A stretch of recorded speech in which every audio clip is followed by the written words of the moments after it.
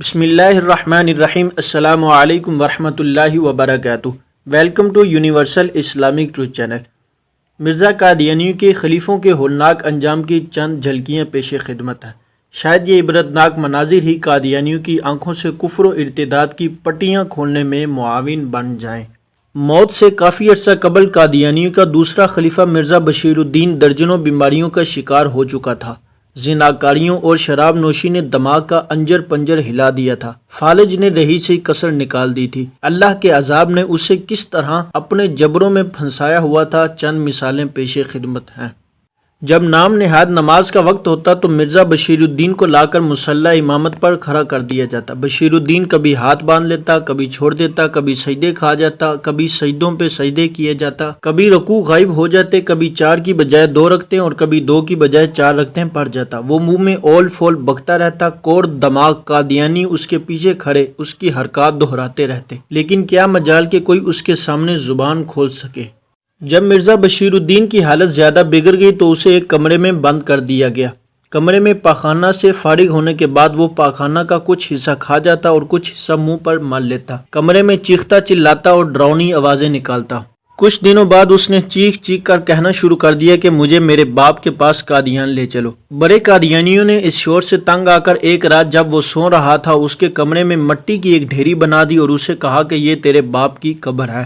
وہ قبر پر بچ جاتا، کبھی قبر کی مٹی اپنے سر میں ڈالتا، کبھی منہ میں ڈالتا۔ آخر ایک دن سر ظفر اللہ کے کہنے پر یہ قبر ہٹا دی گئی۔ اب بشیر الدین چلنے پھرنے سے قاصر ہو چکا تھا، اٹھنے بیٹھنے کی بھی ہمت نہ تھی۔ وہ نیم جان لاشے کی طرح چارپائی پر پڑا رہتا، لیکن کبھی کبھی وہ اچانک کروٹیں لینا شروع کر دیتا اور دھرام سے بستر کے نیچے گر جاتا، جس سے اس کو چوٹیں بھی آتی۔ اسے گرنے سے بچانے کے لیے اس کی چارپائی کے گرد لکڑیوں کی دیواریں لگا کر اسے جنازے والی چارپائی جیسا بنا دیا گیا۔ گستاخ رسول مرزا بشیر الدین کے علاج کے لیے بیرون ملک سے ایک بہت بڑے ہومیوپیتھک ڈاکٹر کو بلایا گیا۔ ڈاکٹر نے مرزا بشیر الدین کا تفصیلی معائنہ کیا اور یہ کہہ کر چلا گیا کہ میں بیماری کا تو علاج کر سکتا ہوں لیکن خدائی پکڑ کا علاج نہیں کر سکتا۔ انہی لا علاج اور مہلک بیماریوں کے ہاتھوں سسک سسک کر اور ایڑیاں رگڑ رگڑ کر بشیر الدین جہنم واصل ہو گیا۔ کہتے ہیں کہ آخری وقت میں کتے کی طرح بھونکنے لگا تھا۔ وہ شام کے 7 بجے مردار ہوا، لیکن اس کی موت کا اعلان رات کے 2 بجے کیا گیا۔ موت کا اعلان 7 گھنٹے بعد کیوں کیا گیا؟ 7 گھنٹے تک یہ خبر قصر خلافت سے باہر کیوں نہ آئی؟ وجہ یہ تھی کہ بشیر الدین کئی مہینوں سے نہایا نہیں تھا، ناخن داڑھی اور سر کے بال کٹوائے نہیں تھے، جسم پر غلاظت جمی ہوئی تھی۔ قادیانی جب اسے ان امور کے بارے میں کہتے تو وہ انہیں ننگی گالیاں دیتا۔ مرنے کے بعد رگڑ رگڑ کر بشیر الدین کے جسم کو دھویا گیا، ناخن کاٹے گئے، سر اور داڑھی کے بالوں کو کاٹ کر آراستہ کیا گیا، جسم کی بدبو ختم کرنے کے لیے بہترین خوشبویات چھڑکی گئی، چہرے پر پاؤڈر لگایا گیا، ہونٹوں پر ہلکی ہلکی سرخی سجائی گئی، اس کے علاوہ منہ پر چمک پیدا کرنے والے کیمیکلز لگائے گئے۔ اس کی چارپائی باہر دالان میں رکھ دی گئی۔ مرکری کا ایک بلب اس کے سر کی طرف اور دوسرا پاؤں کی طرف روشن کر دیا گیا۔ جب مرکری کے بلب کی چمکتی شعاعیں اس کے چمکیلے کیمیکلز لگے منہ پر پڑتی تو اس کا بدبودار منہ چمکتا اور قادیانی شکاری سادہ لوگ قادیانیوں سے کہتے کہ دیکھو جی حضرت صاحب کو کیسا روپ چڑھا ہے۔ سب سے پہلے جس خبیث الفطرت انسان نے مرزا قادیانی کی نبوت کو تسلیم کیا اور اس کے ہاتھ پر بیعت کی وہ حکیم نور الدین تھا۔ قادیانی جماعت میں مرزا قادیانی کے بعد اس کا مقام تھا۔ مرزا قادیانی کے موت کے بعد وہ مرزا قادیانی کی جھوٹی نبوت کا پہلا خلیفہ تھا۔ معاذ اللہ، نعوذ باللہ، قادیانی اسے سیدنا حضرت ابوبکر صدیق رضی اللہ تعالی عنہ کے برابر قرار دیتے، نعوذ باللہ۔ ساری زندگی سائے کی طرح مرزا قادیانی کے ساتھ رہا اور بناسپتی نبوت کی منصوبہ سازی میں پیش رہا۔ ایک دن گھوڑے پر سوار کہیں جا رہا تھا کہ گھوڑے نے پیٹھ سے زمین پر پٹکا جس سے ٹانگ ٹوٹ گئی۔ زخم ٹھیک نہ ہوا، بگڑ کر کنگرین ہو گئی۔ اس حالت میں اس کی بیوی کسی کے ساتھ فرار ہو گئی۔ جوان بیٹے کو بشیر الدین نے قتل کرا دیا اور اسی قاتل نے خلافت حاصل کرنے کے لیے اسی کی بیٹی سے شادی رچائی۔ مرزا بشیر الدین نے باقی بیٹوں کو دھکے دے کر جماعت سے نکال دیا۔ آخری وقت میں زبان بند ہو گئی اور چہرہ مسخ ہو گیا۔ اسی حالت میں ختم نبوت کا غدار اس جہاں فانی سے اپنی بقایا سزا پانے کے لیے دار باقی میں پہنچ گیا۔ مرزا قادیانی کی عبادت خانے کا امام عبد الکریم قادیانی کا انجام۔ جسم کا موٹا، قد کا چھوٹا، نیت کا کھوٹا، مرزا قادیانی کے استنجے کا لوٹا۔ ایک آنکھ نہیں تھی، ایک کان نہیں تھا، ایک بازو نہیں تھا۔ بے ڈھبے چہرے پر چیچک کے داغ تھے، سر کے ایک طرف کچھ بال کچھ یوں اڑے ہوئے تھے جیسے جل گئے ہوں، ایک پاؤں کی ہڈی تھوڑی سی ٹیڑھی، نیم دار آنکھیں جنہیں دیکھ کر پتہ بھی نہیں چلتا تھا کہ سو رہا ہے یا جاگ رہا ہے، پیٹ اس انداز سے پھولا ہوا جیسے بکری کو اپھارا ہو جائے۔ اگر یہ نقوش اور خدوخال کسی مصور کو دے دیے جائیں تو جو لاجواب تصویر بنے گی وہ عبدالکریم ہوگا۔ مرزا قادیانی کے عبادت خانے کا امام تھا، اس کی شکل اور وجود کو دیکھ کر محسوس ہوتا تھا کہ مرزا قادیانی کے جسم سے نکلنے والی لعنتی شعاؤں کو سب سے زیادہ اس نے اپنے وجود میں جذب کیا۔ سیالکوٹ کا رہنے والا تھا، حکیم نور الدین مرتد کی ارتدادی تبلیغ سے مرتد ہوا اور حکیم نور الدین مرتد اس کے ایمان کا قاتل ٹھہرا۔ بڑا جوشیلا مقرر تھا، جب زیادہ جوش میں آتا تو منہ سے جھاگ اور تھوک کا سلسلہ شروع ہو جاتا جس سے قریبی سامعین خوب مستفید ہوتے۔ جب زیادہ جوش میں آتا تو اپنی باقی ماندہ اعضاء کو یوں حرکت دیتا کہ ابھی اڑ کے سامنے والی دیوار پر جا بیٹھے گا۔ مرزا قادیانی پہ یوں فدا تھا جیسے شیطان مرزے پہ فدا تھا۔ اپنے نام نہاد جمعہ کے خطبے میں مرزا قادیانی کو اللہ کا نبی اور رسول کہتا اور دجل و فریب کاری اور زہریلی زبان سے قرآن و حدیث سے اس کی نبوت ثابت کرنے کی ناپاک جسارت کرتا۔ ایک دن عبدالکریم کے جسم پر ایک پھورا نمودار ہوا، بڑا علاج کرایا لیکن پھورا مرزا قادیانی کی زبان کی طرح بڑھتا ہی چلا گیا اور آخر کار اس کا پورا وجود پھورا بن گیا۔ ڈاکٹروں نے چیر پھاڑ کر بدن کاٹ کاٹ کے رکھ دیا۔ مرتد عبدالکریم اور مرزا قادیانی ایک ہی مکان میں رہتے تھے، اوپر کی منزل پر مرتد عبدالکریم اور نیچے کی منزل میں مرزا قادیانی۔ درد کی شدت سے مرتد عبدالکریم ذبح ہوتے بکرے کی طرح چیخیں مارتا جس سے سارا مکان ہل جاتا، اس کا کٹا پھٹا اور چیر پھاڑا وجود طرف طرف کا چارپائی سے نیچے گرتا جسے پھر چارپائی پر رکھ دیا جاتا۔ وہ چیخ چیخ کر مرزا قادیانی کو ملنے کے لیے آوازیں دیتا۔ لوگ مرزا قادیانی سے کہتے کہ تم اس سے مل لو، وہ تمہاری یاد میں روتا ہے۔ مکار مرزا جواب دیتا کہ مجھے اس کی تکلیف کا انتہائی دکھ ہے، میرا دل اسے ملنے کے لیے تڑپتا ہے لیکن میں اسے نہیں مل سکتا کیونکہ میں کمزور دل کا آدمی ہوں اور مجھ سے اس کی حالت دیکھی نہیں جائے گی۔ در حقیقت مرزا اس سے ملنے صرف اس لیے نہیں جاتا تھا کہ کہیں اس کے قریب جانے سے یہ مہلک بیماری اسے بھی نہ لگ جائے۔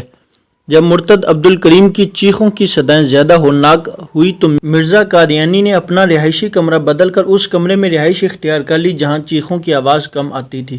مرتد عبدالکریم مرزا قادیانی کو ملاقات کے لیے پکارتا رہا لیکن مرزا قادیانی اس سے ملنے نہ آیا۔ آخری یہی حسرت دل میں لیے وہ تڑپتا تڑپتا جہنم واصل ہو گیا۔ مرزا قادیانی مرے ہوئے عبدالکریم کا چہرہ بھی ڈر کے مارے دیکھنے نہ گیا۔ مرتد عبدالکریم کا جنازہ میدان میں پڑا ہے، مرزا قادیانی وہاں آتا ہے۔ مرزے کا ایک مرید کفن سے عبدالکریم کا منہ نکال کر مرزے کو کہتا ہے کہ حضرت صاحب چہرہ دیکھ لیں۔ عیار مرزا قادیانی رونی صورت بنا کر کہتا ہے مجھ سے دیکھا نہیں جاتا۔ آخر جھوٹے نبی کا جھوٹا غلام، جھوٹی جگہ کا جھوٹا امام، جھوٹے بہشتی مقبرے میں دفن کر دیا جاتا ہے۔ مرتد عبدالکریم وہ پہلا مردود تھا جو سب سے پہلے قادیانی بہشتی مقبرہ میں دفن ہوا، یعنی بہشتی مقبرہ کا بہترین افتتاح اس بہترین مردے سے کیا گیا۔ حضرت میاں شیر محمد شرکپوری رحمۃ اللہ علیہ نے ایک دفعہ مراقبہ کیا اور مرزا قادیانی کو قبر میں بولے کتے کی شکل میں دیکھا۔ اس کے منہ سے جھاگ نکل رہی تھی اور وہ انتہائی خوفناک آوازیں نکال رہا ہے، بڑی پھرتی سے گھوم گھوم کر منہ سے دم پکڑنے کی کوشش کر رہا ہے، غصے میں آ کر کبھی اپنی ٹانگوں کو کاٹتا ہے اور کبھی سر زمین پر پٹکتا ہے۔ اللہ تعالیٰ اس لعین کے عذاب میں مزید اضافہ فرمائے، آمین۔ ضلع خوشاب کے جناب ظفر اقبال صاحب کہتے ہیں کہ میں 8ویں جماعت میں پڑھتا تھا، ہمارے گھر کے قریب ایک قادیانی مبلغ غلام رسول رہتا تھا۔ ایک دن اس نے مجھے قادیانیت کی دعوت دی اور پڑھنے کے لیے قادیانی لٹریچر بھی دیا۔ میری عمر بھی پختہ نہ تھی اور مذہبی تعلیم بھی واجبی سی تھی۔ اس کی دجالی گفتگو سننے اور گمراہ کن لٹریچر پڑھنے کے بعد شیطان نے میرے دل میں وسوسہ پیدا کیا کہ کہیں قادیانی جماعت سچی ہی نہ ہو۔ عشاء کی نماز پڑھ کر بستر پر لیٹے یہی سوچتے سوچتے سو گیا۔ رات میں نے خواب میں مرزا قادیانی کو انتہائی غلیظ چوہے کی شکل میں دیکھا۔ صبح بیدار ہوا تو زبان پر استغفار کے جملے جاری تھے۔ اللہ کا لاکھ لاکھ شکر ادا کیا اور قادیانی مبلغ کے گھر جا کر اس کا لٹریچر اس کے منہ پر دے مارا۔ جناب سراج الدین صاحب کہتے ہیں کہ میں مرزائی تھا، ایک رات خواب میں دیکھا کہ میں قادیان میں مرزا قادیانی کی قبر پر کھڑا ہوں۔ اچانک مجھے اس کی قبر پر ایک تختی نظر آئی جس پر لکھا تھا فی ناری جہنم خالدین ابدا۔ بس یہ تحریر پڑھ کر کانپ اٹھا۔ اس کے ساتھ ہی مرزا کی قبر پر گدھ کی شکل میں جانور نظر آئے۔ میں بیدار ہوا اور سجدے میں گر گیا کہ قدرت حق نے میری دستگیری فرمائی اور مسلمان ہو گیا۔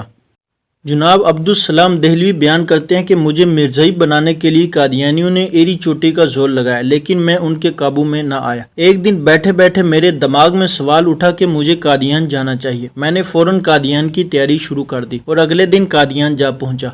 قادیان میں قادیانی مجھے بڑے اتفاق سے ملے، مہمان خانے میں ٹھہرایا گیا اور خوب خاطر مدارت کی گئی۔ مرزا بشیر الدین سے میری ملاقات بھی کرائی گئی، سوال و جواب کی نشست بھی جمتی رہی، لیکن میرا دل مطمئن نہ ہوا۔ ایک دن عصر کی نماز کے بعد میں سیر کے لیے نکلا۔ اچانک میرے ذہن میں خیال آیا کہ مجھے ان کا بہشتی مقبرہ ضرور دیکھنا چاہیے۔ میں لمبے لمبے قدم اٹھاتا بہشتی مقبرے میں جا پہنچا۔ بہشتی مقبرے میں داخل ہوتے ہی میری حیرت کی انتہا نہ رہی کہ وہاں 4-5 کتے آپس میں کھیل رہے تھے اور ان میں سے ایک کتا ایک قبر پر پیشاب کر رہا تھا۔ میں نے آگے بڑھ کر جب اس قبر کے کتبے کو پڑھا تو وہ مرزا قادیانی کی قبر تھی۔ میرا دل بول اٹھا کہ یہ قبر کسی مہدی، مسیح یا نبی کی نہیں ہو سکتی۔ میں استغفار پڑھتا ڈرتا ڈرتا واپس آ گیا۔ رات قادیان میں ہی گزاری، جو آنکھوں میں بصر کی، اور صبح ہوتے ہی اس منحوس بستی سے کوچ کر گیا۔ مرکت کی وحشت بتا رہی ہے مدفن ہے یہ کسی گستاخ رسول کا۔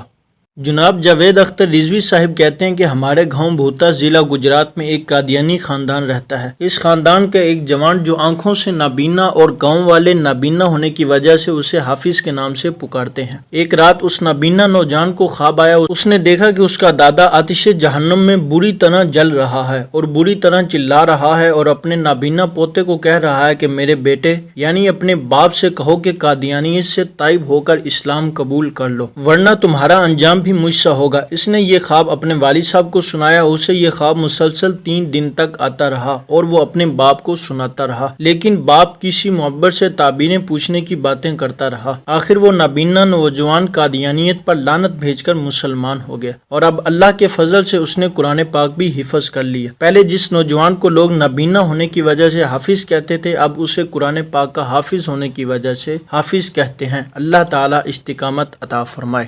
فتنہ قادیانیت کا پوپ سر ظفر اللہ بستر مرگ پر بے ہوش پڑا ہے۔ کبھی کبھی معمولی سی آنکھیں کھول کر اپنے ارد گرد کھڑے لوگوں کو ہلکی سی نظر سے دیکھ لیتا۔ کھانے پینے سے عاجز، غذائی ضروریات پوری کرنے کے لیے گلوکوز کی بوتلیں چڑھا رکھی، لیکن گلوکوز کا پانی پیلے رنگ کا محلول بن کر منہ کے راستے باہر نکل جاتا۔ اس پیلے رنگ کے محلول سے پاخانے جیسی بدبو اٹھ رہی ہے۔ ڈاکٹر ٹیشو پیپر سے بار بار اس غلاظت کو صاف کر رہے، لیکن غلاظت رکنے کا نام نہیں لیتی۔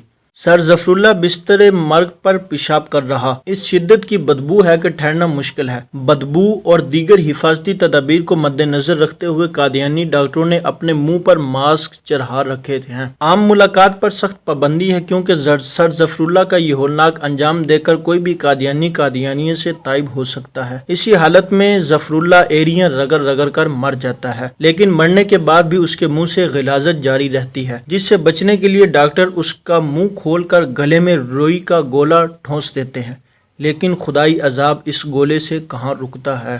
ڈیرہ غازی خان کے قصبہ الہ آباد میں ایک منہ پھٹ اور انتہائی بدزبان قادیانی ماسٹر رہتا تھا۔ اس شاطر کو جہاں موقع ملتا وہ قادیانیت کی تبلیغ کرتا اور ختم نبوت کے بارے میں بک بک کرتا۔ ایک دن وہ اسی طرح بک بک کرتا مر گیا۔ قادیانیوں نے اسے مسلمانوں کے مقامی قبرستان میں دفن کرنے کا خفیہ پروگرام بنایا، لیکن کسی ذریعے سے یہ خبر مسلمانوں تک پہنچ گئی اور مسلمانوں نے اپنے قبرستان میں اس ملعون کی تدفین نہ ہونے کا بندوبست کر لیا۔ قادیانیوں نے اسے مسلمانوں کے مقامی قبرستان میں دفن کرنے کا خفیہ پروگرام بنایا، لیکن کسی ذریعے سے یہ خبر مسلمانوں تک پہنچ گئی اور مسلمانوں نے اپنے قبرستان میں اس ملعون کی تدفین نہ ہونے کا بندوبست کر لیا اور علاقے کی پولیس کو بھی اطلاع کر دی۔ قادیانی خوفزدہ ہو گئے اور انہوں نے مجبوراً اس کو اس کی اپنی زمین پر دفن کر دیا۔ تدفین کے بعد قبر میں زبردست آگ لگ گئی اور یہ کیفیت 3 دن تک مقامی لوگ دیکھتے رہے۔ آخر قبر پھٹ گئی اور وہاں ایک بڑا گڑھا بن گیا۔ لوگ دور دور سے اس عبرت گاہ کو دیکھنے آتے۔ قادیانیوں نے اپنی بے عزتی ہوتے دیکھ کر پتھروں سے اس گڑھے کو بھروا دیا اور اس کے اوپر قبر کا پختہ چبوترا قائم کر دیا، لیکن بدبختوں قادیانیوں نے اس ہولناک واقعے سے کوئی عبرت حاصل نہ کی۔ دیکھو گے برا حال نبی صلی اللہ علیہ وسلم کے عدو کا، منہ پر ہی گرا جس نے چاند پہ تھوکا۔ قادیانیوں اپنی اصلاح کر لو، ابھی یہ چند مثالیں تمہارے لیے پیش کی ہیں، اور اب ان قریب مرزا مسرور کا کیا حال ہونے والا ہے اور وہ کس طرح بری موت جہنم واصل ہوگا، یہ ساری دنیا دیکھے گی۔ دعا ہے اللہ تعالی ہم سب کو دین اسلام پر استقامت عطا فرمائے۔ والسلام۔